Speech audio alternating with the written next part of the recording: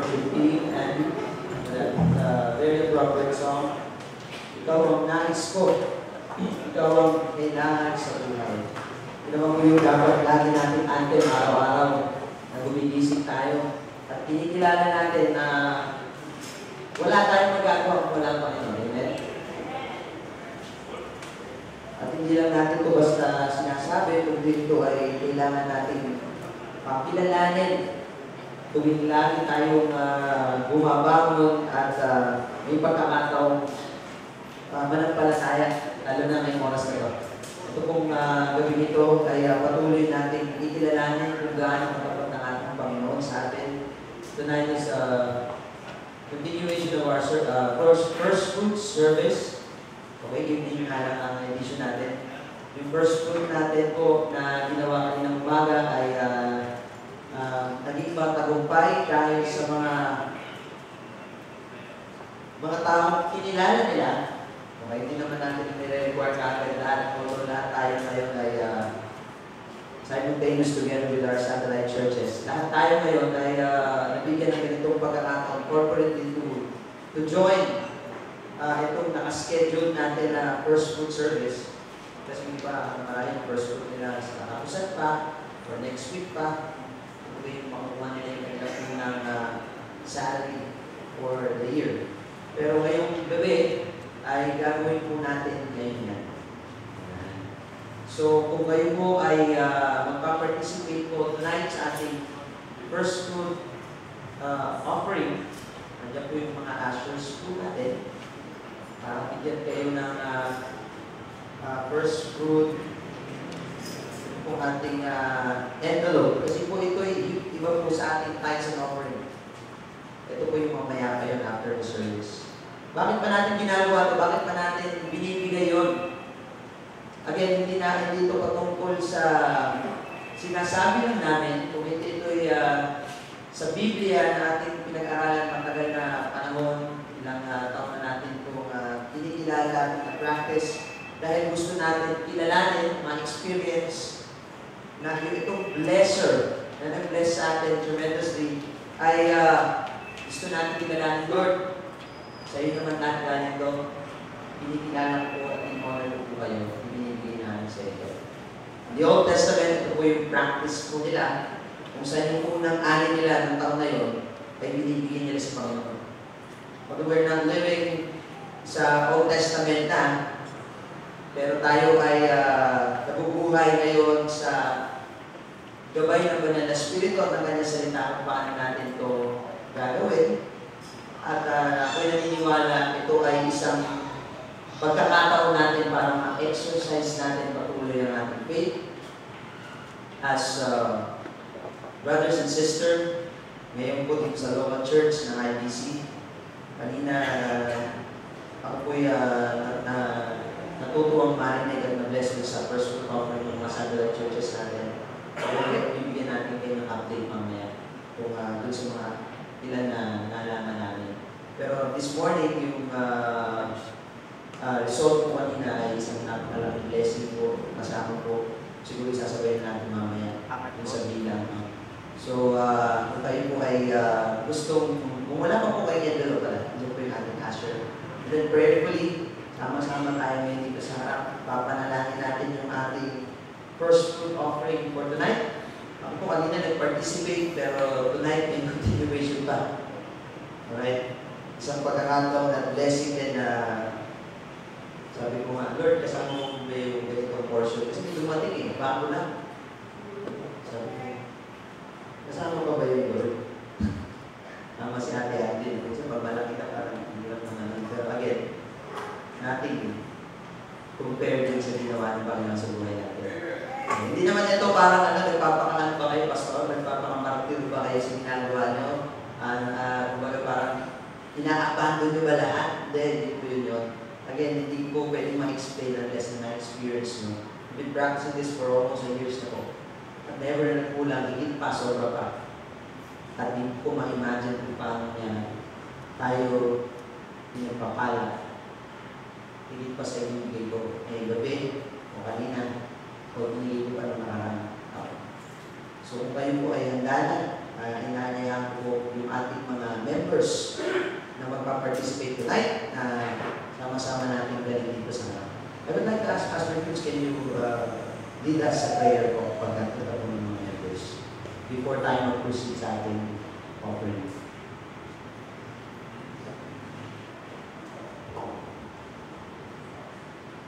Sige po, at tayo po yung manalangin pagkatapos po ito, ang handa na po tayo sa pamahagi ng first fruit, kaya ang tinirawan ng Pastor Paul.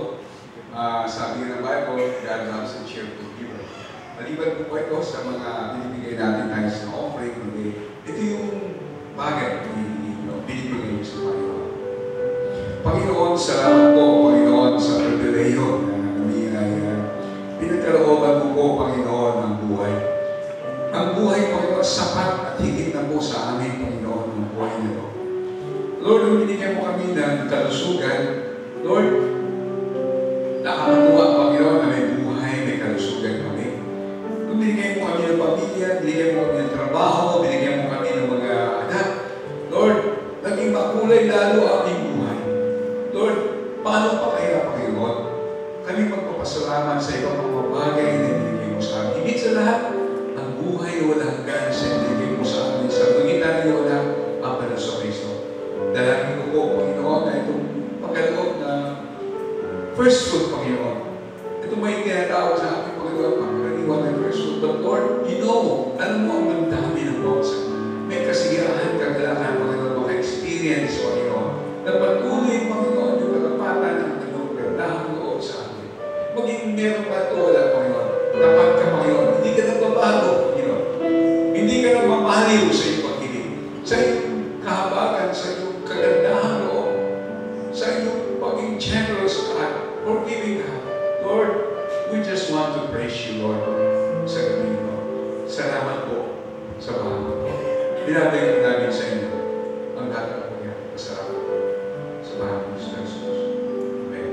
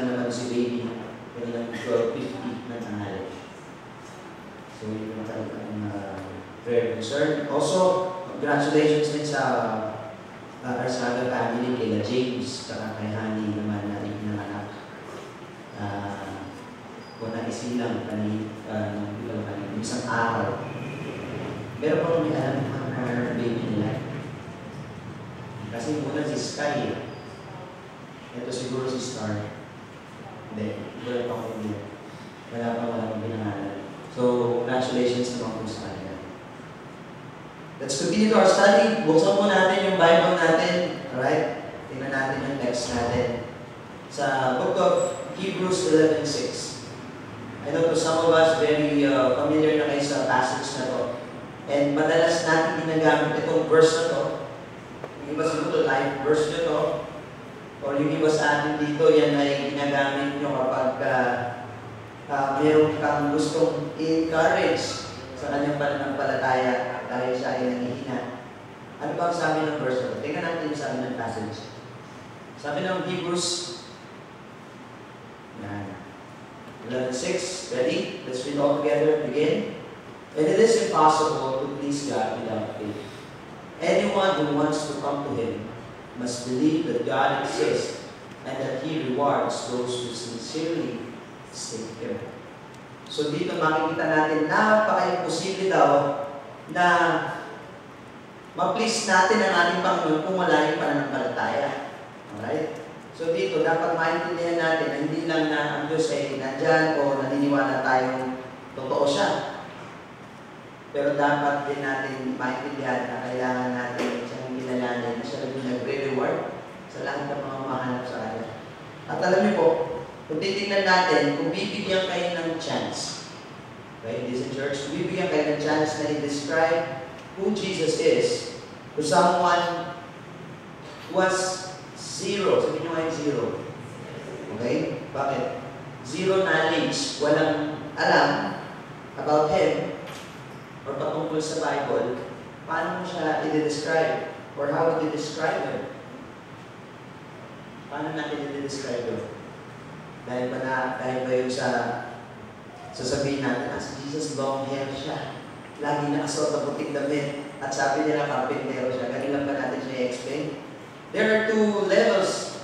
Sabi daw nila, kung paano mo i-explain kung i-describe si Jesus. Usually, i-describe natin si Jesus sa first level na kung sino siya sa pagkakilala natin by use of research and reading about Him. Diba? Gumagamit tayo ng tinatawag natin na binabasa natin yung banal na kasulatan or sa mga research pa kung sino si Jesus. Pero may isang level. Yung second level, ito yung pinaka-importante. Ito yung patungkol sa personal testimony kung paano natin siya nakilala personally. Alright? Yung personal testimony level where you describe Him according to how you have experienced Him. Sabihin nyo yung word in experience. So yun yung pinaka-importante sa lahat. Hindi mo lang nalalaman dahil na-research mo, nabasa mo. Pero paano mo na-experience? Sino ba itong Diyos na to? Sino ba itong tagapagligtas na to? Ano ba yung ginawa niya? Ano ba yung mga bagay na nagbigay sa akin ng pagbabago ng pananaw o nabago yung buhay mo dahil sa ginawa ng Diyos na ito? So dapat natin yung bigyan ng pansin kasi ito pong pag-aaral natin patungkol sa topic natin. It's all about faith and persistence. Ay patuloy natin pagkilala to sa Panginoon kung sino siya. Kumbaga sa level ng pagkilala natin sa Kanya, level na nai-experience mo ang Panginoon, hindi lang natin gustong maintindihan, alright? By point, dito sa pag-aaral natin, paano ba dapat tayo manampalataya, nababasa natin yung mamaya punto by punto, at mamaya sa kwento na babasahin natin sa book of Mark, chapter 12. Pero, kung paano natin talaga bubuksan yung puso natin at iagaw natin yung buhay natin na ma-experience natin siya. Kasi kung hindi,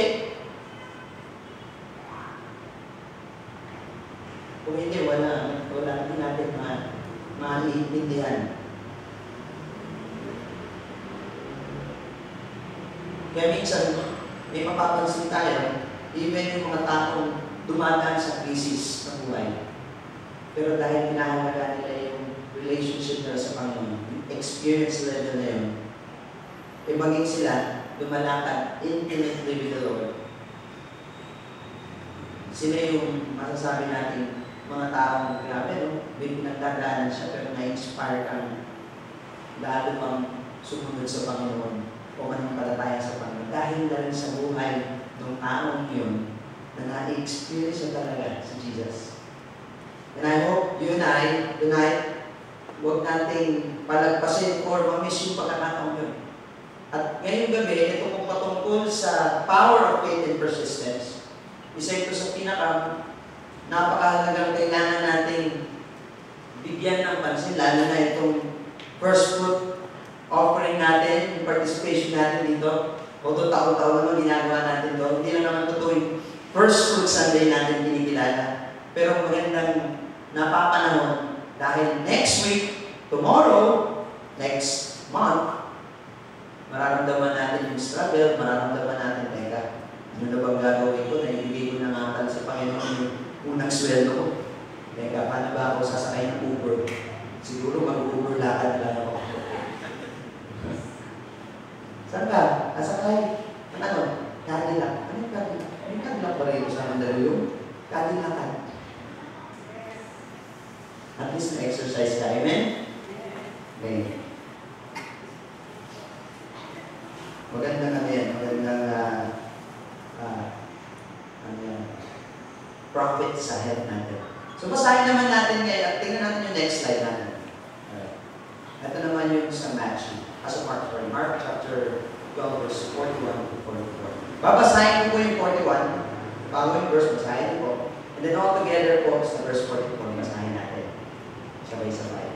So, babasahin natin yung 41, kayo po sa 42, 43 ako, sabay-sabay tayo sa 40. Sabi sa Mark chapter 12, verse 41, and he sat down opposite the treasury and watched the people putting money into the offering box. Many rich people. Tingnan mo ang katabi mo. Mga bang rich? Nandiyan ba sa category niya? Many rich people put in large sums. Verse 42.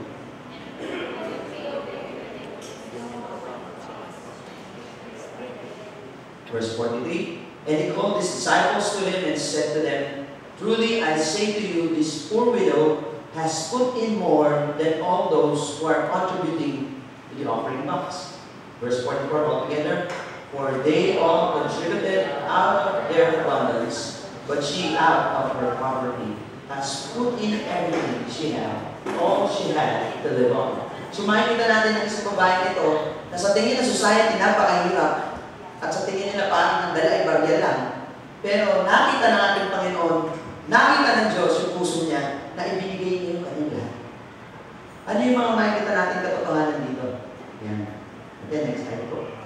Bilis tayo dito para makita natin lahat yung mga.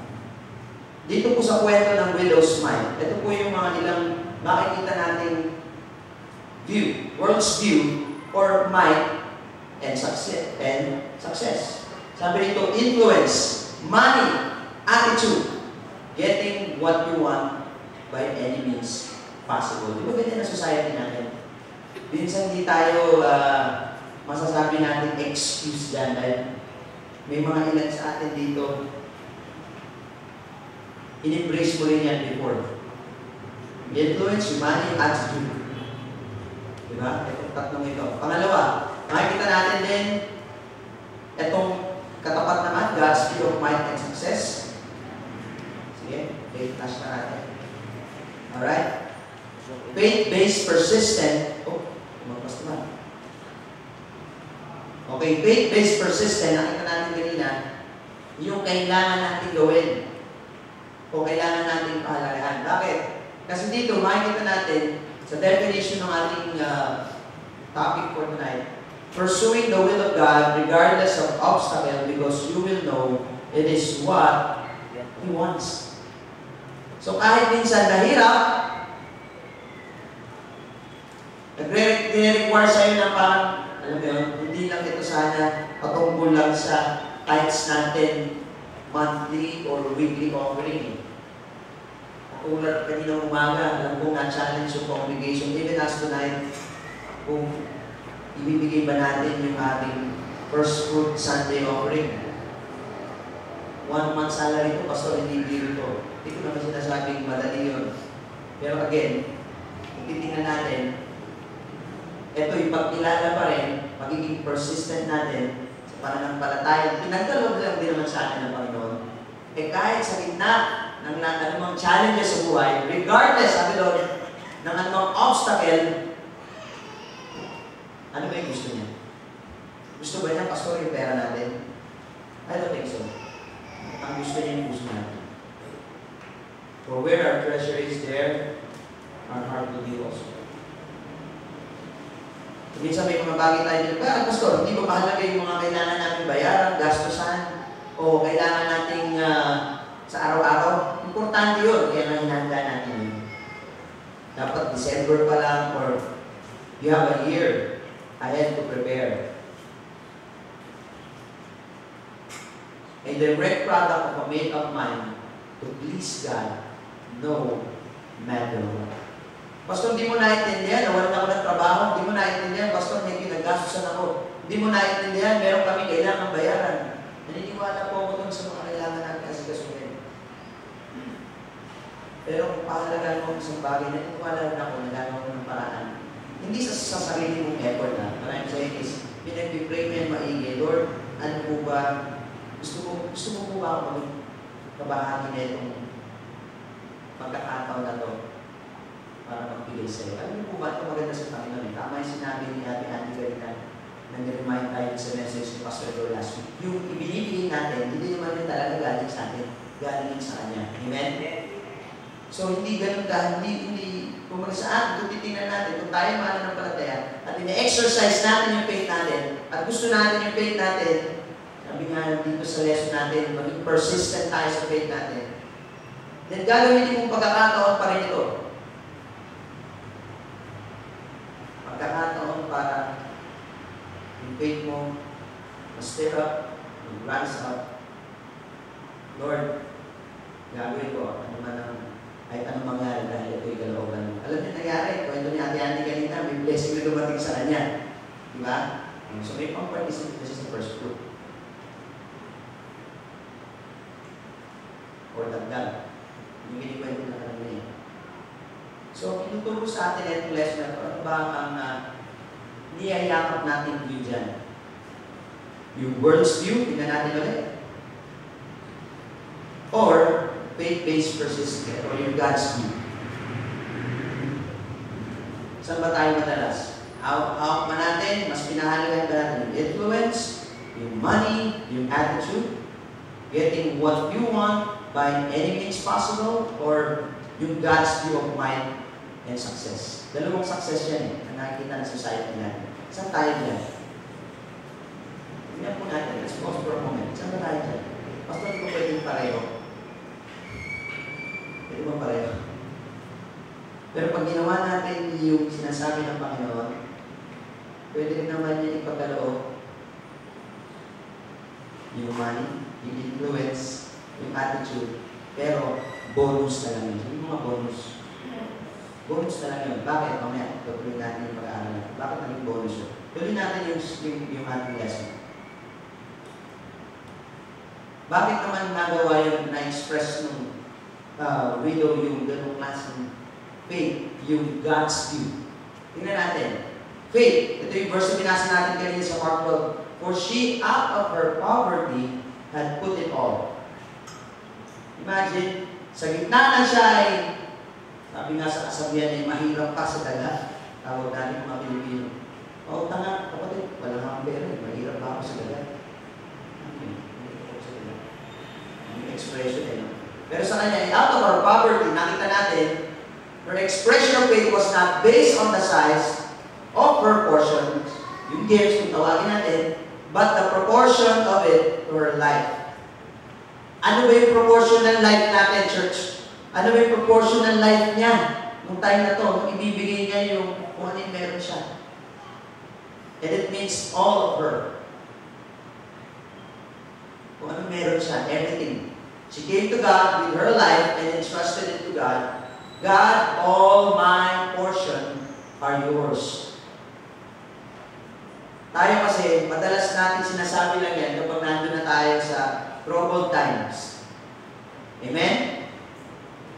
Hindi natin maniwala. Pero ganun po nangyari. Pagka bulabog na tayo, hindi na natin gusto yung mangyayari, may nangyayari sa pamilya natin hindi natin gusto, o tayo ay nasa sitwasyon na hindi natin gusto, at nahihirapan na tayo, sinasabi natin sa Panginoon yan.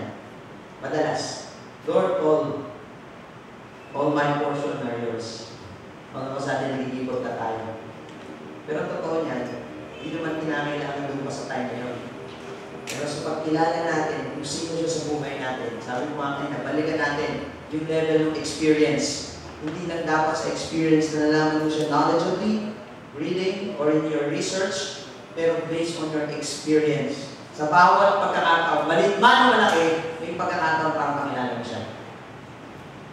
Sabi ko nga yung isang araw na ikwento ko sa Bible study namin, mamadali ko pumunta doon sa isang meeting.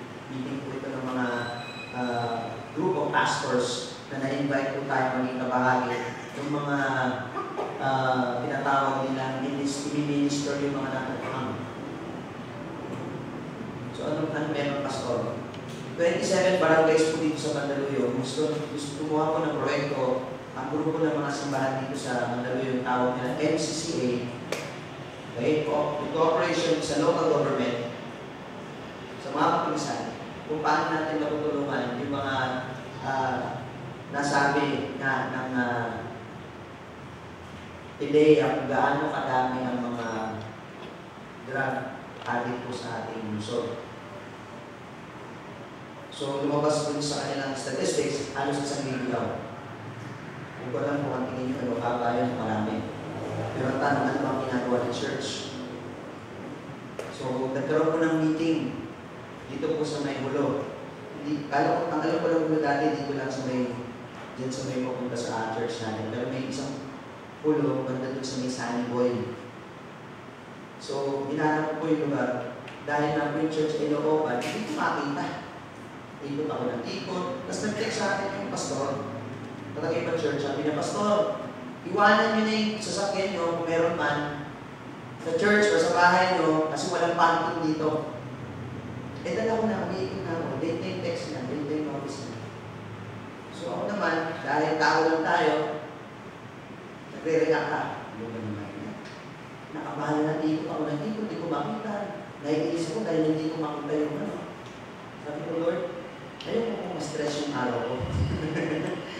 Total na-stress na ako ng time na hindi ko maalaman kung nasa yung church. Pag sinabi sa akin yung isang address, dinaanan mo yung daan, hindi ko makita pa rin. Atin pa po ba ako kasi pupuntahan pa ako ba? Pero alam niyo, sabi ko, Lord, pinagkakalob ko sa iyo ito. Pinagkakatiwala ko.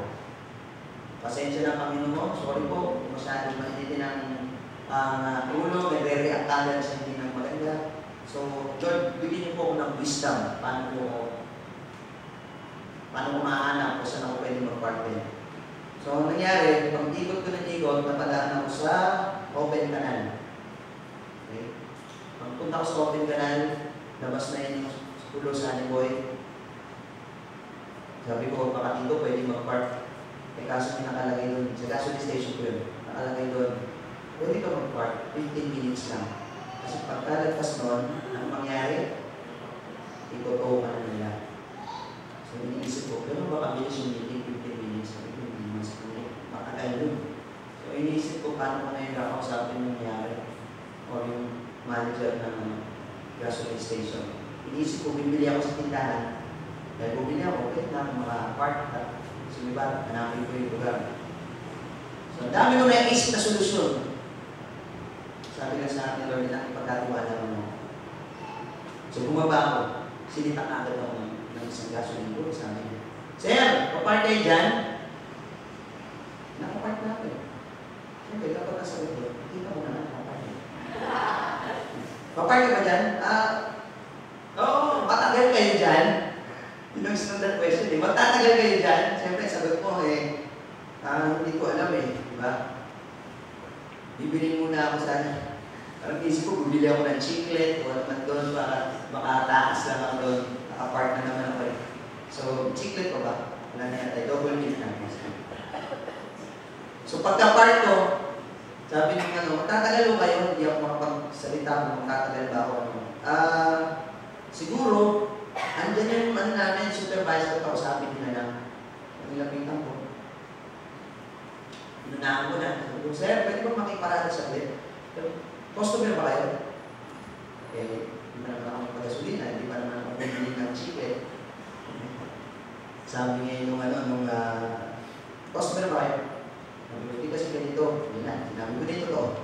Hindi kasi ganito, meron kaming meeting, hinahanap mo, hindi ko alam kung saan yung lugar. May iparada lang ako, baka hanapin mo yung pupuntahan ko. Magtatagal ba kayo?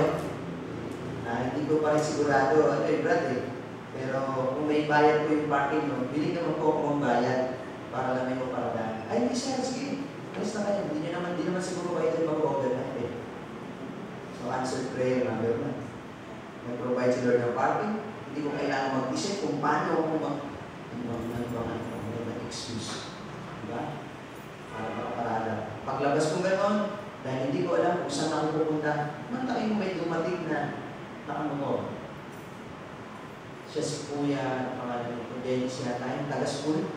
Ano ba ako, Dennis? Eric. Salamat, Michael. Si Kuya Eric. Sabi niya, Pastor! Uy! Saan ka? Hindi kayo tinatanong ko ilan dito, lugar namin ito.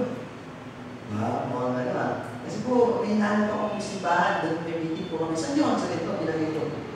Dito yan, sakay ka. Teka, dito bawal yung tandem, tawag yung tandem, di ba? Bawal, mataluyong to, di ba? Ang bahala, basta dito lang siya lumabas. Hindi tayo matatandem niya, kasi malapit na lang yun. Sasakay lang kita, dito lang yung banda. Ilalang ano naman to, pwede ko naman sabihin na ihatid ka lang sa lugar yun. Malapit lang naman to. Tatawid tayo, tapos dito ko lang na ganyan.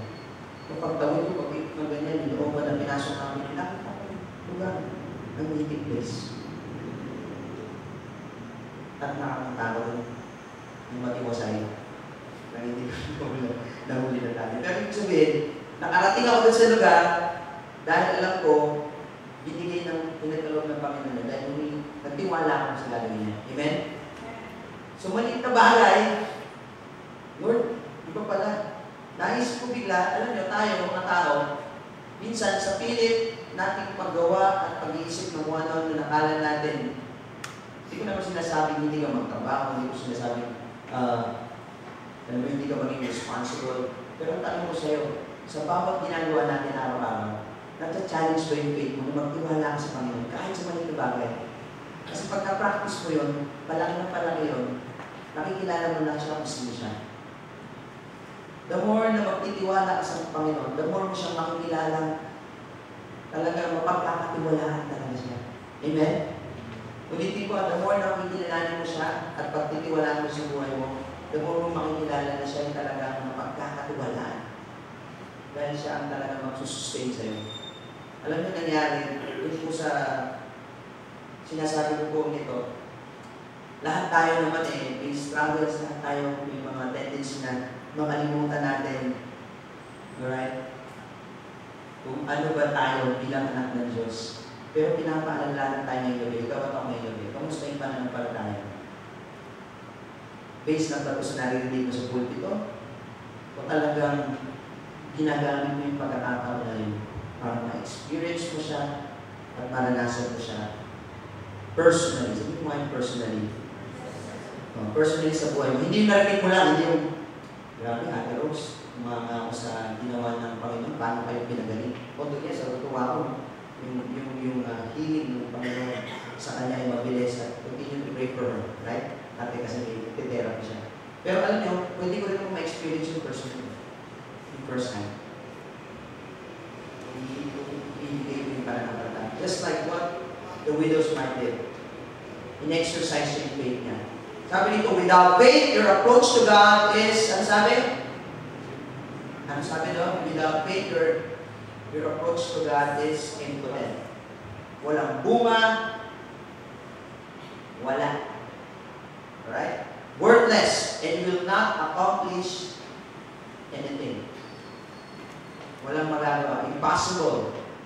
Padunato sa Greek, ibig sabihin nun. Barren.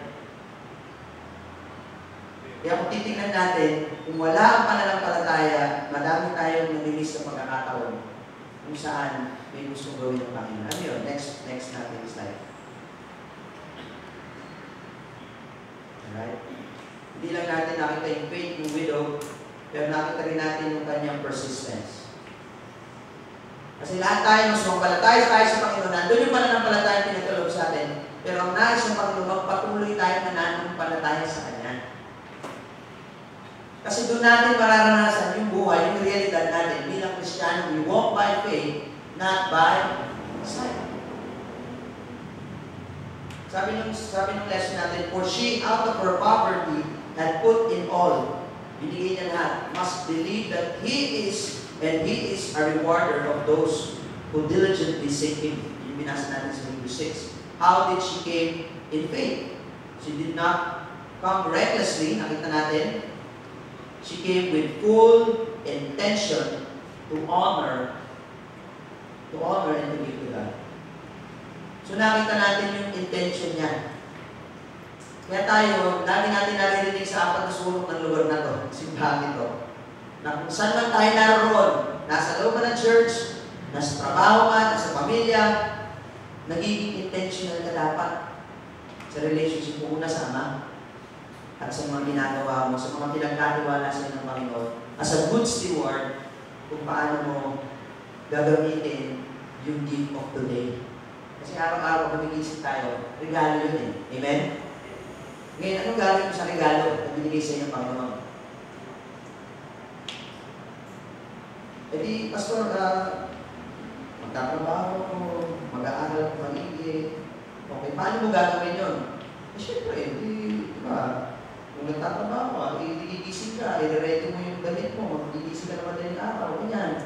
Para hindi ka malit, maalam kang malis, okay, maganda lahat din. Pero kung gagawin mo lang yan on your own strength, malaking posibilidad, may pang-miss ka pa rin. Kasi dapat, huwag tayo masyadong arugante, na gumigising tayo bilang Kristiyano, na nabubuhay na tayo sa sarili nating lakas. It's all about His strength, His way, His plan. Umaangkas tayo sa plano ng Diyos. Hindi ito patungkol sa plano natin. Patungkol ito sa plano niya. So, para mangyari yun, kailangan natin ng faith. At yung faith na kailangan ma-exercise. At sabi dito, maging persistent. Kamusta yung faith natin, church? Sabi dito, hindi siya naging reckless, pero naging intentional siya. Tayo, pagka tayo po ba ay nabigyan ng pagkakataon, i-exercise natin yung faith natin. Basta-basta na lang ba? Bahala na kung ano mangyari. Ganun ba yung faith?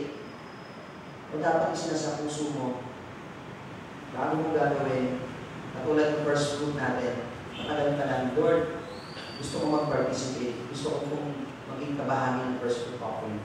Mahirap to para sa akin, mahirap to para sa pamilya ko. Pero alam ko, itong maging kabahagi na to, hindi mo naman talaga kailangan to eh. Ang kailangan mo yung puso ko na nagdidepende sa'yo. Tulungan mo ko ako.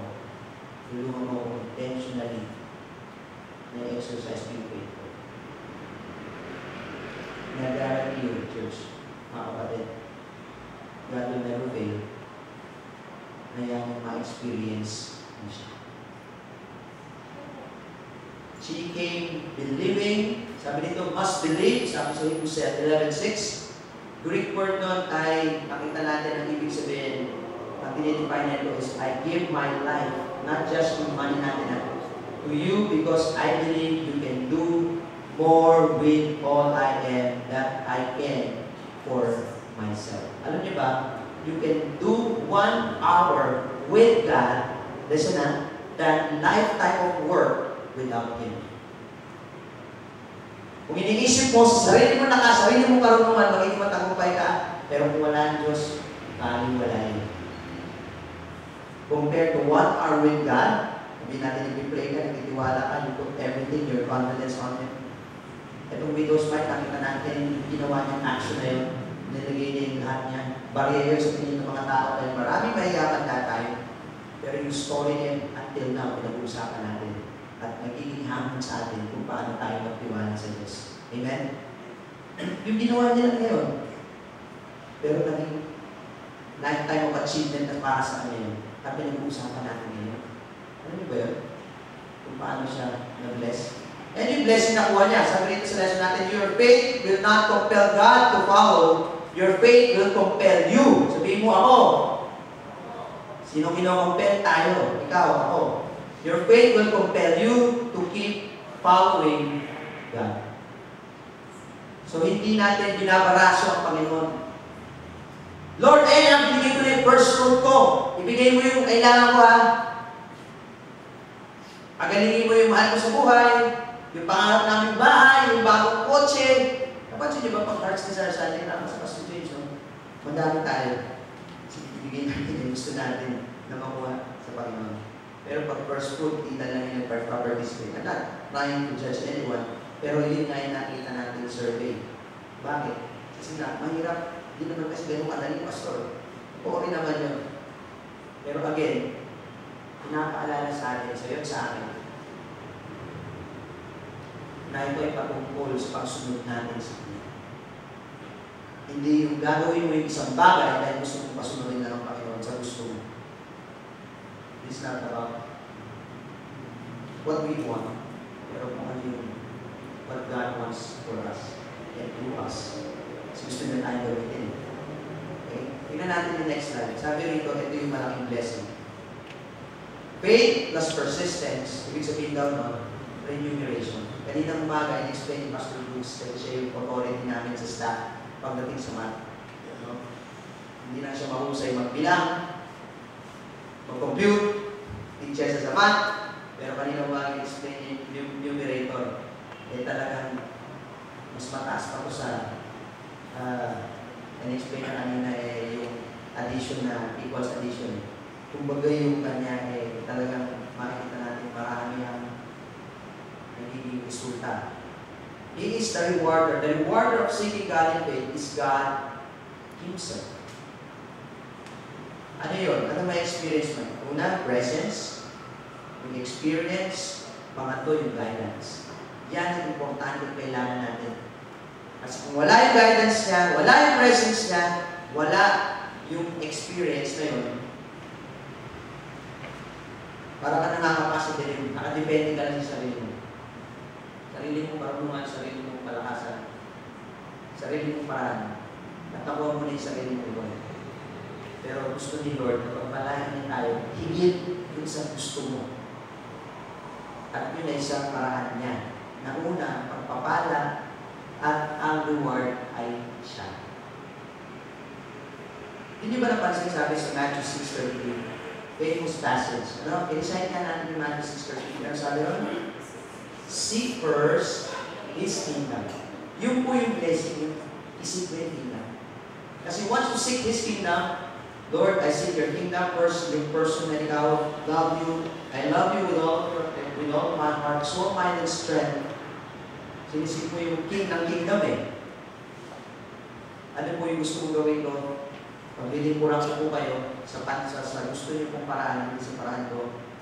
At the moment na binigyan ka niya ng kakayahan na magawa mo yun, na magawa mo yun, yun ay blessing. Then, ano sabi? And, bigla nagkaroon ng and. All! Sabihin nyo nga yung all. Lakasan natin, all! All. Yan minsan yan ang hinahabol natin. All of these things. Eh, ang sabi dyan, all of these things shall be added lang. Bonus na lang. Amen? Bonus na lang pala yung i-add niya.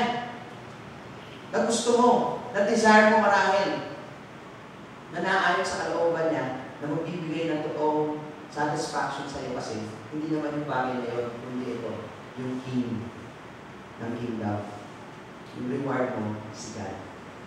Amen? Kaso nangyari, nakakalimutan natin madalas, kakahabol natin ng mga bagay na akala natin, pag nakuha natin, pag narating natin, pag ginawa natin na sarili nating paraan, yes, self-made. Fulfilled ako, pero totoo nun, may kulang.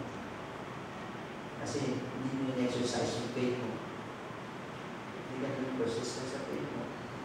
Ginawa mo lang, hinilin mo lang yung paraan. Sabi dito, persistent without faith is impotent, but faith with persistent is powerful. Alam niyo ba may kwento sa Scotland na meron yung mga sheep, occasionally, ay nag-wander off. What do you mean by that, Pastor? Nag-wander off sila sa mga rocky, kung tawagin ay crags. And they get themselves, masasabi natin, trapped doon sa isang dangerous na ledges. So, anong ginagawa ng mga sheep? Bakit sila na napapahamak sa mga mababatong lugar na yun? Kasi itong dahilan. Na-attract daw sila. They were attracted by the sweet grass. So, parang tayo na-attract tayo sa ino-offer ng mundo. Sa influence, sa money, ano ba yun sa kanila? Influence, money, and kanina. Attitude, alright? Very good. So, na-attract sila sa sweet grass doon sa mountain side. Pero meron tayo napapansin. Ano ginagawa na? They leap down. Siguro mga 1 to 12 foot yun ang description to get to it. Ang problema ito, hindi na sila makabalik. They can't get back out. Imagine nyo tayo minsan. Gagawin mo yung paraan mo, yung gusto mo. Uy, attracted ako dun sa bagay na yun, na in-offer ng mundo. Habulin natin yan. Susundan natin yan. Delikado yan. Pero mukhang sweet grass siya para sa akin. So pupunta tayo doon. Hindi na tayo makabalik. So hindi doon natapos yung masamang banana. Ang gagawin daw ng shepherd, yung na-stray na sheep na yun, i-allow na daw yun na maging helpless. Allow them helpless. Remain there for, sabihin natin, days until it becomes so weak and unable to stand up. And then all of a sudden, darating si shepherd na hanapin siya. Pupunin siya. Titignan natin, isipin natin, bakit hindi niya kinuha nung time na nawala na siya? Kasi kaya hindi kinuha agad na sheep kasi pag pupunta yung shepherd, baka magmadali tumalon, malaglag mapahamak. Minsan ganun, di ba? Pero ano mo, sa gitna ng lahat na nangyari sa buhay natin, nakakahabol, nakakapahalaga natin sa bagay na minsan, nakakalimutan natin, it's all about exercising your faith, being persistent. Ano yung sinasabi ng Panginoon sa atin? Kailangan natin malaman yun. Kailangan natin yung guidance niya. Kailangan natin yung presensya niya. So that we will experience, sabihin nyo yung experience. Ano bang na-experience nyo ngayon, mga kapatid, sa Panginoon dating? Ano na-experience natin sa Panginoon dating? Kanina nagkwento ako ng maliit na story, pero share ko yung experience mo. I'm not saying this dahil pastoral. Gusto ka kasi malapit ka sa Panginoon. Hindi. Tayo, dapat maintindihan natin bilang anak ng Diyos, ginawa niya na lahat para malapit tayo sa Kanya. Dahil nanampalataya ka. Tanong, papatuloy ka bang nananampalataya sa Kanya? O hinahabol mo yung mga green grass sa buhay mo na akala mo hindi mo magpapasaya sa iyo? Attracted ka masyado doon. Hindi ko alam kung ano yun, pero kamusta? After mo makuha yun, kamusta ka? Masaya ka ba talaga? May fulfillment ba talaga? Yes, nagawa mo with your own strength, own wisdom, own knowledge, narating mo. Pero totoo, may satisfaction ba? Diba, let's be honest, may kulang. At ang kulang doon marami. Narating mo nga yun, pero ginawa mo yun on your own. Binibigyan tayo ng option ni Lord na exercise with faith mo. Pwede mo naman marating yung pagkatang at takumpay, pero God's way. Yung world's way. Paalala ko sa atin. Pero sa gitna ng pagkukulang natin, God is faithful.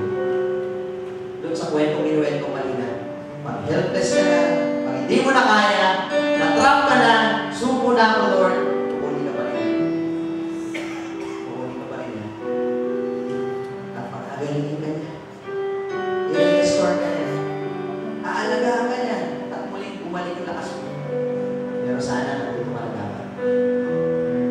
Kamusta yung faith natin? Father, we thank you for reminding us tonight. It's all about your way of blessing us. Without faith, it is impossible, Lord, to please you. Lord, sinasabi mo na nga po yung kasagutan, to those who diligently seek you, they will receive a reward. At ang greatest reward namin, hindi yung binibigay ng mundo, yung ginugusto namin, dinidesire namin minsan na ino-offer ng mundo, but the greatest reward we will receive, Lord, at di pwedeng ikumpara ay kayo, Panginoon. Kayo na nagbibigay ng totoong satisfaction. Kayo na nagbibigay ng totoong kalayaan, totoong joy, real happiness, real victory, totoong pag-asa that will never disappoint. Pero ang tanong dito, ready ba kaming sumunod? Ready ba kaming i-exercise yung faith namin gaya ng ginawa ng widow's wife? Yung widow na binigay niya yung kanyang lahat. Naging intentional siya, Lord. Naging persistent siya. And it became powerful. Nagawa niya yung kailangan niya gawin na ayon sa disenyo mo. Nagbigay ng glory, ng honor sa iyong pangalan.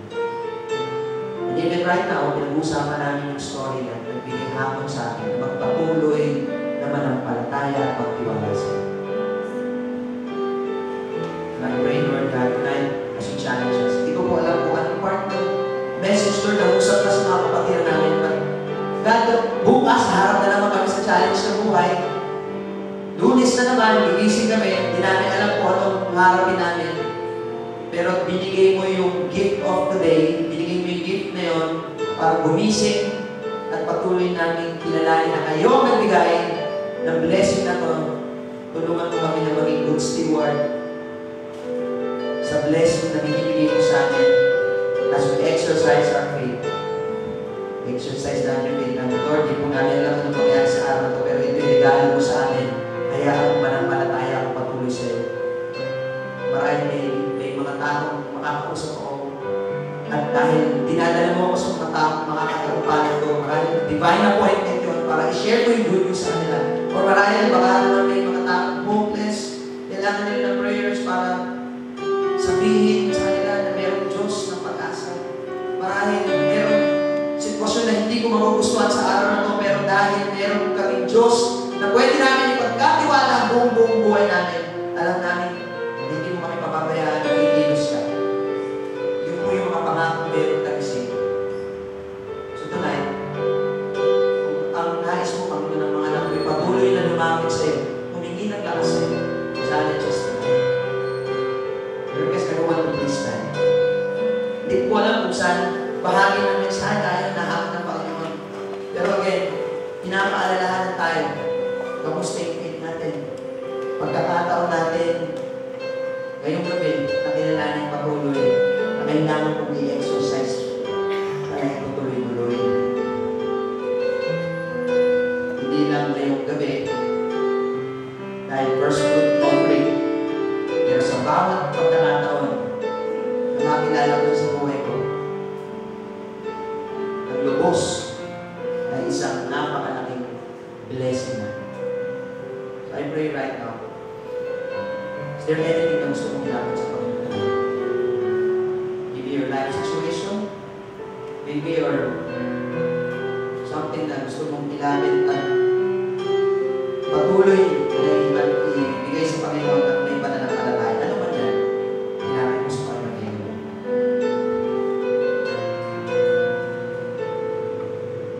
Amen. Meron ba?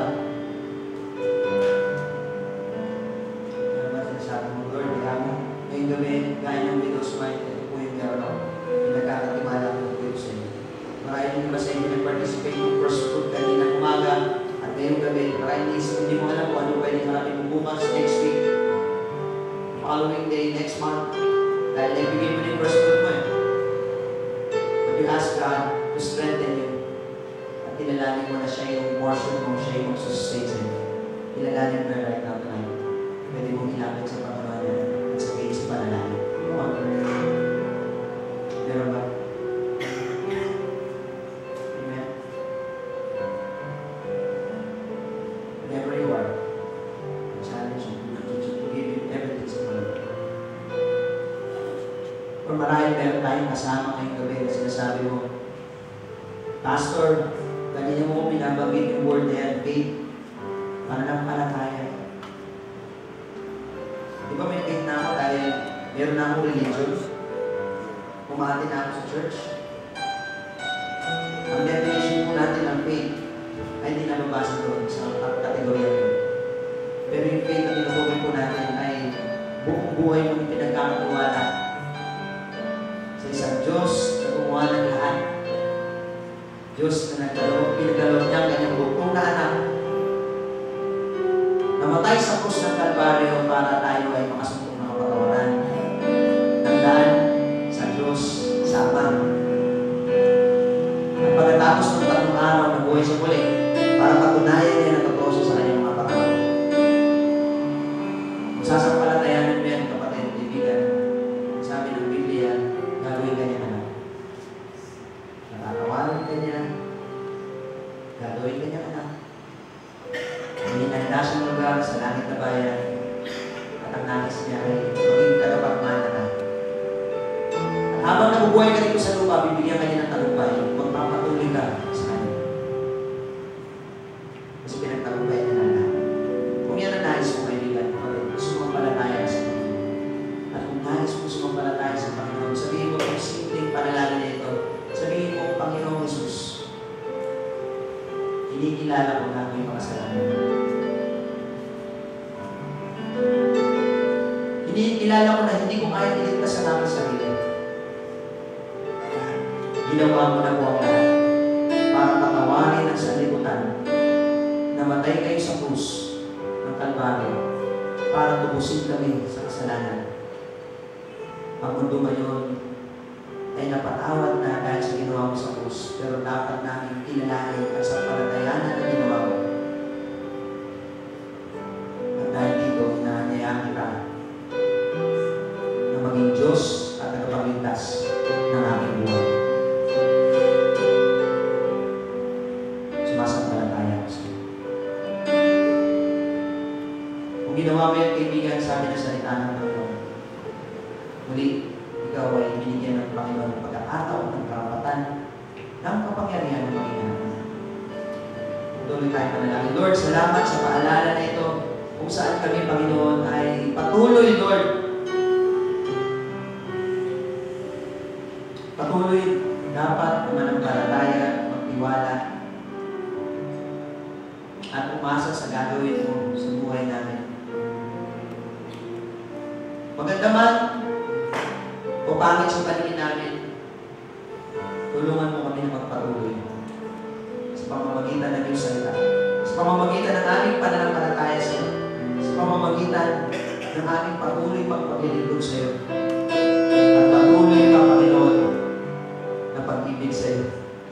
Kasi kung kami, Panginoon, ay umiibig sa iyo, hindi mahirap sumunod sa iyo. At kapag kami sumusunod sa iyo, kami ay patuloy na nag-aabay sa iyo. At kapag kami nag-aabay sa iyo, we will bear fruit, Lord. At yung bunga na yun, hindi lang para sa amin. Yes, magbe-benefit kami nito, but ang bunga na ito, magbe-benefit yung makakita ng iba sa paligid namin, mga tao na sa paligid namin, family members, office mates, relatives, Lord, at makita ka sa buhay namin at maluwalhati ka, Panginoon. Dahil na ginawa ng widow, Lord, ginawa lang yung kailangan niya gawin. At maging sa oras na ito, kami ay napagpala ng buhay ng kanyang actions, ng kanyang response. Maging